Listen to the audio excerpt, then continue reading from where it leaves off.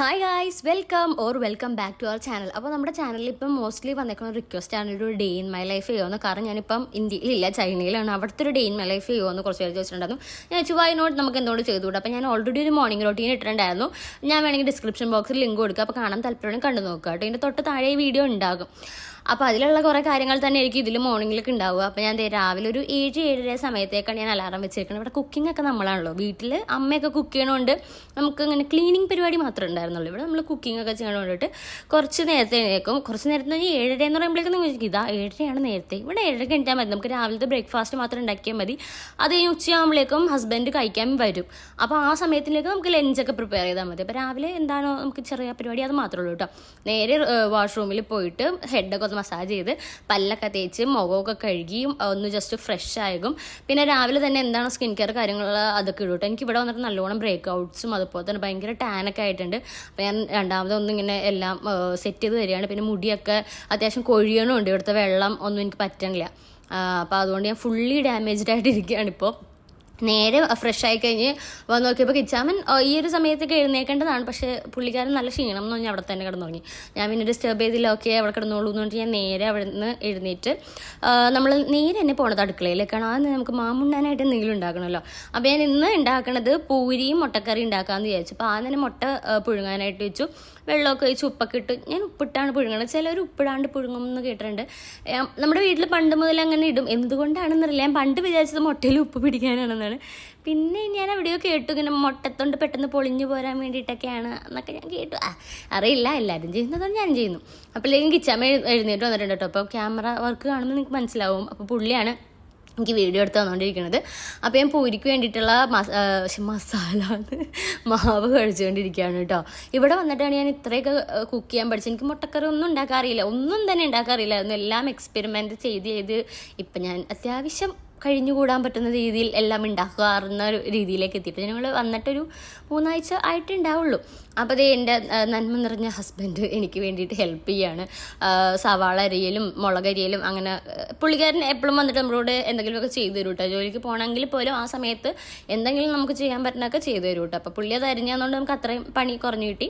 അങ്ങനെ ഞാൻ ഓരോ പൂരിയൊക്കെ ഇങ്ങനെ ചുട്ടല്ലല്ലോ ചുട്ടെടുക്കുക എന്നല്ലോ അറിയാം, നിങ്ങളെന്താ പറയുകയെന്നറിയില്ല കേട്ടോ. പൂരിയൊക്കെ റെഡിയാക്കി ഫുൾ സെറ്റാക്കി വെച്ചു. നമുക്ക് ആവശ്യത്തിനുള്ളത് മാത്രം, എണ്ണക്കണക്കിന് മാത്രമേ ഞാൻ ഉണ്ടാക്കാറുള്ളൂ, കൊണ്ട് വേസ്റ്റ് ചെയ്യണ്ടല്ലോ. അത് നേരെ മുട്ടക്കറി ഉണ്ടാക്കാനായിട്ട് വെച്ചു. ഇവിടെ നമുക്ക് കോക്കനട്ട് ഓയിൽ, നമ്മുടെ വെളിച്ചെണ്ണ സംഭവം ഇല്ല. അതുകൊണ്ട് എല്ലാം സൺഫ്ലവർ ഓയിലാണ് കുക്ക് ചെയ്യണത്. അത് ഹെൽത്തി അല്ല എന്നാണ് എൻ്റെ ഒരു വിശ്വാസം. അറിയില്ല. അപ്പം നമുക്കിവിടെ അവൈലബിൾ ആയിട്ടുള്ള ഓയിൽ കുക്ക് ചെയ്യണം. എനിക്കിങ്ങനെ ഈ വെളുത്തുള്ളി മുളകൊക്കെ എണ്ണയിൽ ഇങ്ങനെ വാടുമ്പോഴുള്ള മണം ഭയങ്കര ഇഷ്ടമായിട്ടോ. കടുക് പൊട്ടിച്ച് വെളുത്തുള്ളി മുളകും ഇഞ്ചി ഇട്ട് അതൊന്ന് വാടി വന്നപ്പം നമ്മുടെ സവാളയും ഇത്തിരി ഉപ്പിട്ടിട്ട് അത് വേഗം മറ്റേ വരണ്ട് വരാൻ വേണ്ടി ഒന്ന് സെറ്റാവാൻ വേണ്ടിയിട്ട് നന്നായിട്ട് അതും ഇട്ട് അടച്ചു വെച്ചു കേട്ടോ. പിന്നെ അതൊന്ന് സെറ്റാവുന്ന സമയത്തിലേക്ക് എനിക്കിപ്പോൾ നേരത്തെ നമ്മളെടുത്ത പാത്രങ്ങളൊക്കെ ഇല്ലേ, അപ്പോൾ ഞാൻ കഴുകി വെക്കും. ഇല്ലെങ്കിൽ ഇങ്ങനെ കുന്നുകൂടി കിടക്കുമ്പോൾ എനിക്ക് ഭയങ്കര അലപ്പറ പിടിച്ച് കിടക്കണമല്ലിരിക്കും. അലപ്പറ മീൻസ് ഭയങ്കര കുന്നുകൂടി ഒരു വൃത്തിയില്ലായ്മ ഫീൽ ചെയ്യും. അങ്ങനെ അത് വാടി നന്നായിട്ട് സെറ്റായി വന്നപ്പോഴേക്കും ഞാൻ തക്കാളിയും കൂടി ഇട്ട് അതും കൂടി നല്ല വാടി ഉടഞ്ഞ് വരാനായിട്ട് ജസ്റ്റ് ഒന്ന് ഇളക്കിയിട്ട് അതും അടച്ചു വെച്ചു കേട്ടോ. ഞാനിങ്ങനെ ഇളക്കും അടച്ചോക്കെ അതൊരു ഹോബിയാണ്. എത്ര പേർക്കുണ്ടെന്ന് അറിയില്ല. ഇതിപ്പോൾ നിങ്ങൾ കുക്ക് ചെയ്യാൻ അറിയുന്നവരാണെങ്കിൽ വിചാരിക്കും ഇപ്പം എന്തൊക്കെ കാണിക്കുന്നതെന്ന് വിചാരിക്കും. എനിക്ക് ഇങ്ങനെയൊക്കെ അറിയുള്ളൂ. തട്ടിക്കൂട്ട് കുക്കിംഗ് ആണ് കേട്ടോ മൊത്തം. പക്ഷേ ടേസ്റ്റ് ഉണ്ടാവാറുണ്ട്. അങ്ങനെ മുളക് പൊടിയും മഞ്ഞൾപ്പൊടിയും മല്ലിപ്പൊടിയും പിന്നെ കുറച്ച് ചിക്കൻ മസാലയാണ് ഞാൻ മുട്ടക്കറിയിൽ എപ്പോഴും ഇടാറ്. പിന്നെ കുറച്ച് കുരുമുളക് ഇടും. എനിക്ക് എല്ലാത്തിലും ഇത്തിരി കുരുമുളക് ഇട്ടില്ലെങ്കിൽ ഒരു മനസ്സിനൊരു തൃപ്തി ഉണ്ടാവില്ല, എന്താണെന്ന് അറിയില്ല കേട്ടോ. അങ്ങനെ അതിൻ്റെ ഒരു പച്ചമണം മാറി വരുമ്പോഴേക്കും കുറച്ച് വെള്ളം ഒഴിച്ച് അതൊന്ന് കുറുക്കി എടുത്തിട്ട് കുറുക്കാൻ മാത്രമുള്ള വെള്ളം ഒഴിക്കുള്ളൂ കേട്ടോ. പിന്നെ ഞാൻ ഒഴിക്കണം തേങ്ങാപ്പാലാണ്. തേങ്ങാപ്പാൽ ഒഴിച്ച് നല്ല ടേസ്റ്റാണ്. ഈ തേങ്ങാപ്പാൽ ആക്ച്വലി നമ്മൾ കുടിക്കണ പോലത്തെ സംഭവമാണെന്ന് തോന്നണം. ഇതിനൊരു മധുരിപ്പുണ്ട്. ഇതിന് മുമ്പ് ഞങ്ങൾ ഇവിടെ ഒരു തേങ്ങാപ്പാൽ വാങ്ങിയത് ഒരു കുഞ്ഞു ടിന്നിലായിരുന്നു. അത് നല്ല കട്ടിപ്പാലായിരുന്നു കേട്ടോ. എനിക്ക് തോന്നുന്നു ഇത് വേറെ ഡ്രിങ്ക്സ് പോലത്തെ സംഭവമാണ്. പക്ഷേ ടേസ്റ്റ് കുഴപ്പമൊന്നുമില്ല. അതുകൊണ്ട് ഞാനത് ഒഴിക്കും. പിന്നെ നമ്മൾ നേരത്തെ പുഴുങ്ങി വെച്ച മുട്ടയൊക്കെ ഇട്ട് അതൊന്ന് അതിലേക്കൊന്ന് ഇതാക്കിയിട്ട് നേരെ പാത്രത്തിലേക്ക് തട്ടിക്കഴിഞ്ഞാൽ നമ്മുടെ മുട്ടക്കറി റെഡി. സിമ്പിൾ. എനിക്ക് ഭയങ്കര ഇഷ്ടമാണ് രാവിലെ പൂരി കഴിക്കാനായിട്ട്, എന്താണെന്നറിയില്ല. അങ്ങനെ നമ്മുടെ കിച്ചു സാറ് ഫുൾ കുളിച്ച് സെറ്റായിട്ടുണ്ട്. അപ്പോൾ നമ്മൾ ഫുഡൊക്കെ ഞാൻ നേരെ ഡൈനിങ് ടേബിളിൽ കൊണ്ടുവന്ന് വെച്ചു. അതൊക്കെ എടുത്ത് വിളമ്പി കഴിക്കുക. നമ്മൾ തന്നെ ഉണ്ടാക്കുക, തന്നെ വിളമ്പി കഴിക്കുക. ആഹാ, എന്തൊരു മനസ്സുഖം. എനിക്ക് ആക്ച്വലി കുക്കിംഗ് ഒട്ടും ഇഷ്ടമില്ലാത്ത ഒരാളായിരുന്നു കേട്ടോ. പക്ഷെ എനിക്ക് ഇവിടെ വന്നിട്ട് എന്തെങ്കിലുമൊക്കെ ഉണ്ടാക്കാനൊക്കെ ഇഷ്ടമാണ്. നമ്മൾ തനിയാവുമ്പോഴേക്കും എന്തെങ്കിലുമൊക്കെ ഉണ്ടാക്കി തിന്നല്ലേ പറ്റുള്ളൂ. അതുകൊണ്ടിട്ട് നമ്മളങ്ങനെ ഉണ്ടാക്കും. പിന്നെ രാവിലെ തന്നെ കിച്ചാവൻ എന്തെങ്കിലുമൊക്കെ വർത്താനമൊക്കെ പറഞ്ഞ് അങ്ങനെ ഞങ്ങൾ വർത്താനമൊക്കെ പറഞ്ഞാണ് ഫുഡ് കഴിക്കാറ്. അതേ നേരെ കിച്ചാൻ ഫുഡൊക്കെ കഴിച്ച് ഇറങ്ങാൻ സമയമായിട്ട് ഓഫീസിൽ പോകാൻ സമയമായപ്പോൾ ഞാൻ ടാറ്റ ബൈ ബൈ ഒക്കെ കൊടുത്തു കഴിഞ്ഞിട്ട് നേരെ വന്ന് നമ്മൾ ഇരുന്ന സീറ്റും കാര്യങ്ങളൊക്കെ ഒതുക്കി വെക്കും. എനിക്ക് ഇച്ചിരി OCD ഉള്ള ആളാണ് കേട്ടോ. അപ്പോൾ എനിക്ക് എല്ലാം വെച്ചെടുത്ത് തന്നെ ഇരുന്നില്ലെങ്കിൽ ഭയങ്കര ബുദ്ധിമുട്ടാണ്. പിന്നെ ഫുൾ ലൈറ്റ്സ് ഒക്കെ ഓൺ ആക്കിയിട്ട് വിൻഡോ ഒക്കെ ഓപ്പൺ ചെയ്ത് പ്രകാശം പരക്കട്ടെ എന്നുള്ള രീതിയിൽ ജസ്റ്റ് ബാൽക്കണിയുടെ ഡോറൊക്കെ ഒന്ന് ഓപ്പൺ ചെയ്ത് നോക്കും കേട്ടോ. അപ്പോഴത്തേക്കും രാവിലെ എൻ്റെ അമ്മ വിളിക്കും. രാവിലെ അമ്മ എല്ലാ ദിവസവും വിളിക്കും കേട്ടോ. അമ്മയും അച്ഛനും എല്ലാ ദിവസവും രാവിലെ വിളിക്കും എൻ്റെ വീട്ടിൽ നിന്ന്. അപ്പോൾ അമ്മ രാവിലെ വിളിച്ചിട്ട് ലൂക്കാച്ചനെയും ബെല്ലേനെ കാണിക്കും. ഞാനിപ്പോൾ ഏറ്റവും കൂടുതൽ മിസ് ചെയ്യണം ചിലപ്പോൾ അവരെ ആയിരിക്കും കേട്ടോ. ഞാൻ അവരെ പുന്നാരിപ്പിക്കുന്നതാണ് നിങ്ങൾ കാണുന്നത്. പക്ഷെ അവർ ശ്രദ്ധിക്കില്ല, ഫോണിൽ കൂടി നമ്മൾ എന്ത് പറഞ്ഞാലും ശ്രദ്ധിക്കില്ല. പക്ഷെ എനിക്കൊരു മനതൃപ്തിക്ക് വേണ്ടിയിട്ട് ഞാൻ അങ്ങനെ പറഞ്ഞുകൊണ്ടേയിരിക്കും. ചിലപ്പോൾ ഒക്കെ അവർ തിരിഞ്ഞു നോക്കും, ചിലപ്പോൾ അവരവരുടെ പാട്ടിന് പോകും കേട്ടോ. അങ്ങനെ പിന്നെ ഞാൻ നേരെ റൂമിലേക്ക് വരും. വീട്ടിലായിരുന്ന സമയത്ത് നമ്മൾ കിടന്ന് എഴുന്നേറ്റ് ഉടനെ ഞാൻ റെഡിയാക്കണ ബെഡ് വിരിച്ചിടുമായിരുന്നു. പക്ഷെ ഇവിടെ നമുക്ക് വേറെ പണിയുള്ളത് കൊണ്ടിട്ട് അതൊക്കെ കഴിഞ്ഞിട്ടാണ് ഞാൻ ചെയ്യാറ്. അപ്പോൾ നേരെ വന്ന് ബെഡും ബെഡ്ഷീറ്റും കാര്യങ്ങളൊക്കെ വിരിച്ചിട്ട് പിന്നെ ചിലപ്പോൾ കിച്ചാമൻ ലേറ്റായിട്ടായിരിക്കും എഴുന്നേൽക്കുക. അപ്പോൾ ഒന്നും ചെയ്യാൻ പറ്റില്ല, അങ്ങനെയൊക്കെ ഉണ്ട്. പിന്നെ ഞാൻ കുറേ തലോണ, എനിക്ക് എവിടെ നിന്നെങ്കിലുമൊക്കെ ഞാൻ തലോണയൊക്കെ പെറുക്കിക്കൂട്ടി ഇങ്ങനെ കുറേ വെക്കും. എനിക്ക് കുറേ തലോണ വേണം. എന്നാൽ കിടക്കുമ്പോൾ ഈ തലോണ മുഴുവൻ എടുത്ത് മാറ്റും, എന്നിട്ട് മാത്രമേ കിടക്കുള്ളൂ. എന്നാലും പക്ഷെ കിടക്കണ സമയത്തില്ലെങ്കിൽ പോലും കാണുമ്പോൾ എനിക്ക് കുറേ തലോണയൊക്കെ ഇങ്ങനെ വെച്ച് കഴിഞ്ഞാൽ ഒരു സന്തോഷമാണ്. എന്താണെന്ന് എനിക്കറിയില്ല കേട്ടോ. പിന്നെ അവിടെ നേരെ റൂമിൽ നിന്ന് പുറത്തേക്ക് ഇറങ്ങിയിട്ട് ഹോളിലേക്ക് ചെല്ലും. എന്തിനാന്ന് വെച്ച് കഴിഞ്ഞാൽ ഇനി ഉച്ചക്കത്തെ ഫുഡ് ഉണ്ടാക്കണമല്ലോ. അപ്പം ഫ്രണ്ടിലത്തെ ബാൽക്കണി ഓപ്പൺ ചെയ്ത പോലെ തന്നെ ബാക്കിലത്തെയും ഞാൻ ഓപ്പൺ ചെയ്യും. എനിക്കിങ്ങനെ വെളിച്ചം നിറച്ച് വീട്ടിലേക്ക് കയറണം, ജനലൊക്കെ തുറന്നിട്ടിട്ട്. അങ്ങനെ ഒരു കൈൻഡ് ഓഫ് ആളാണ് കേട്ടോ ഞാൻ. എനിക്ക് അറിയില്ല എത്ര പേരാണെന്ന്. പക്ഷെ മഴക്കാലത്താണെങ്കിൽ എനിക്ക് എല്ലാം അടച്ചു മൂടിയിട്ട് വീടിൻ്റെ ഉള്ളിൽ എവിടെയെങ്കിലും ഒരു പുതപ്പിൻ്റെ ഉള്ളിൽ ചുരുണ്ടുകൂടി കിടന്നുറങ്ങണം. അതാണ് എൻ്റെ ഏറ്റവും വലിയ ഹോബി. അപ്പോൾ ഇന്ന് നമ്മൾ ചിക്കൻ കറി ഉണ്ടാക്കാൻ പോണത്. ഇതും ഒരു തട്ടിക്കൂട്ടാണ്. ഞാനിങ്ങനെ ഓരോരുത്തരുടെ കയ്യിൽ നിന്ന് കിട്ടിയ ഓരോരോ സംഭവങ്ങൾ വെച്ചിട്ടാണ് ഉണ്ടാക്കുന്നത്. അങ്ങനെ ചിക്കനൊക്കെ മുറിച്ച് മുളക് പൊടി, മഞ്ഞൾപ്പൊടി, ഉപ്പും ചിക്കൻ മസാലയും ഒക്കെ ഇട്ട് പിന്നെ കുറച്ച് കുരുമുളകും ഇട്ട് അതിനുശേഷം കുറച്ച് നാരങ്ങാനീരും പിഴിഞ്ഞ് കുറച്ച് ഓയിലും കൂടി ഒഴിച്ച് ഞാൻ നന്നായിട്ടത് പുരട്ടി വെക്കും കേട്ടോ. പുരട്ടി ഒരു 10-15 മിനിറ്റെങ്കിലും എടുത്ത് ഞാൻ മാറ്റി വയ്ക്കും. ഫ്രിഡ്ജിലേക്ക് വെക്കുമ്പോൾ കുറച്ചും കൂടി പെട്ടെന്ന് എനിക്ക് അതിലേക്ക് മസാല പിടിക്കണ പോലെ ഫീൽ ചെയ്യാറുണ്ട്. അങ്ങനെ അതൊക്കെ സെറ്റ് ചെയ്തതിന് ശേഷം ഞാൻ നേരെ സവാളയും തക്കാളിയൊക്കെ ഇങ്ങനെ ഞാൻ അരിയും. ഇങ്ങനെയല്ല, ഞാൻ കഷ്ടപ്പെട്ടെന്ന് അരിയും. പിന്നെ എനിക്ക് ഈ സാലഡ് ഉണ്ടാക്കാൻ ഭയങ്കര ഇഷ്ടം കേട്ടോ. സവാളയും തക്കാളിയും മുളകും ഇച്ചിരി ഉപ്പും കുരുമുളകും വിനാഗറും കൂടി ഒഴിച്ചിട്ട് മിക്സ് ചെയ്ത് വെച്ച് കഴിഞ്ഞാൽ കുറച്ച് കഴിയുമ്പോൾ അതിലേക്ക് ഉപ്പൊക്കെ പിടിച്ച് നല്ല ടേസ്റ്റാണ്. എനിക്ക് അങ്ങനെ കുറേ പേര് ഉണ്ടാക്കാറുണ്ട്. എനിക്ക് ചോറിൻ്റെ കൂടെ അത് കൂട്ടാൻ നല്ല ഇഷ്ടമാണ് കേട്ടോ. അങ്ങനെ നമ്മളതേ നേരെ ഓയിലൊക്കെ ഒഴിച്ച് ചൂടാക്കി അതിലേക്ക് ചിക്കൻ പീസ് ഓരോന്നായി പെറുക്കി ഇട്ടിട്ട് വറുത്തെടുക്കും. ഞങ്ങൾ ചിക്കൻ വറുത്തിട്ട് മാത്രമാണ് കറി വെക്കാറുള്ളൂ. അത് എത്ര ഹെൽത്തി ആണെന്ന് എനിക്കറിയില്ല, അൺഹെൽത്തി ആണെന്നാണ് എനിക്ക് തോന്നുന്നത്. പക്ഷേ അങ്ങനെ വെച്ചാലാണ് ഞങ്ങൾക്ക് കഴിക്കാൻ പറ്റുള്ളൂ. ഇങ്ങനെ എനിക്ക് വെള്ള കളറിൽ ചിക്കൻ കിടക്കണ കാണുമ്പോൾ കഴിക്കാൻ പറ്റില്ല. എൻ്റെ വീട്ടിൽ ഞാൻ കൊച്ചിലേ മുതൽ ശീലിച്ചേക്കണത് ചിക്കൻ വറുത്തിട്ട് കറി വെച്ചാണ് ശീലിച്ചേക്കണത്. ഹസ്ബൻഡിൻ്റെ വീട്ടിലാണെങ്കിലും അങ്ങനെ തന്നെയാണ്. എൻ്റെ ഹസ്ബൻഡിനും അതാണ് കൂടുതൽ ഇഷ്ടം. അങ്ങനെ അതൊക്കെ വറുത്ത് നേരെ അതൊക്കെ കോരി മാറ്റി ഫുൾ സെറ്റാക്കിയിട്ട് നമ്മളിനി ഈ എണ്ണയിൽ തന്നെയാണ് കേട്ടോ ചിക്കൻ കറി ഉണ്ടാക്കുന്നത്. അപ്പം നല്ല ടേസ്റ്റാണ്. എനിക്കറിയില്ല എത്ര പേര് ഇങ്ങനെ ചെയ്യുമെന്ന്. ഓൾമോസ്റ്റ് എല്ലാവരും അങ്ങനെയാണെന്ന് തോന്നുന്നു. ഇല്ലാത്തവരിങ്ങനെ ചെയ്ത് നോക്കും, നല്ല ടേസ്റ്റാണ് കേട്ടോ. എല്ലാ എണ്ണയിൽ തന്നെ നമ്മൾ ചിക്കൻ കറി ഉണ്ടാക്കുമ്പോൾ സൂപ്പർ ടേസ്റ്റാണ്.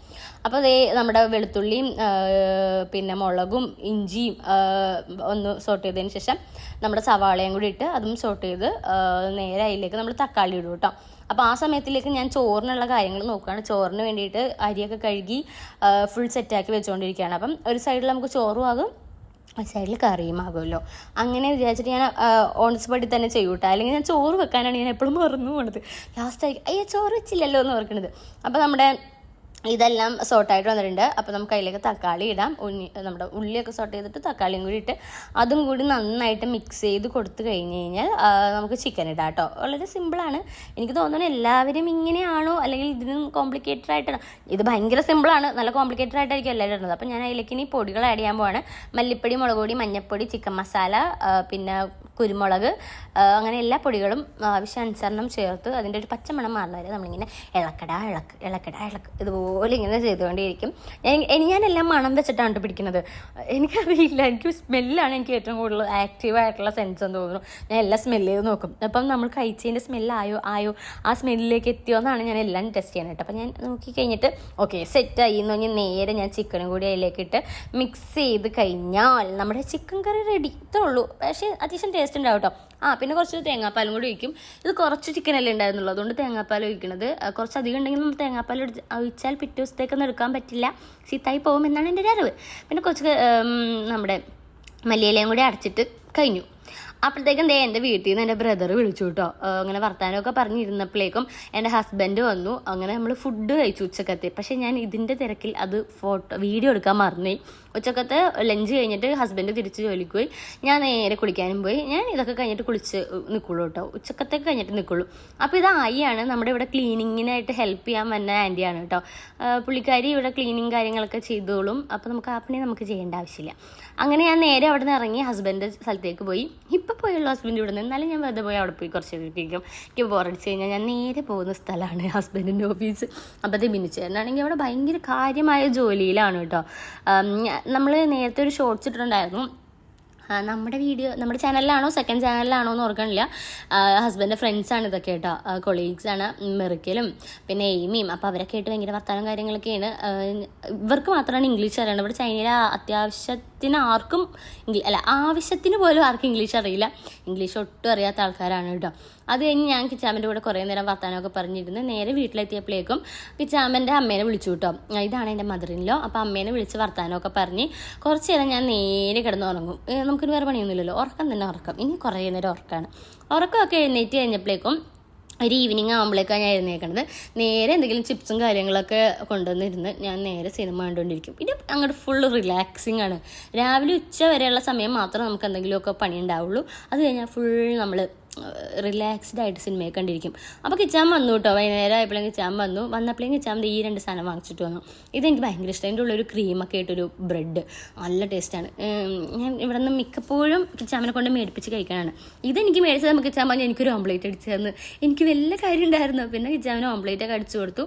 പിന്നെ ഞങ്ങൾ ഫുഡ് കഴിച്ചു കേട്ടോ. ഫുഡ് കഴിക്കുന്ന വീഡിയോ എടുക്കാൻ ഞാൻ പിന്നെ മറന്നുപോയി.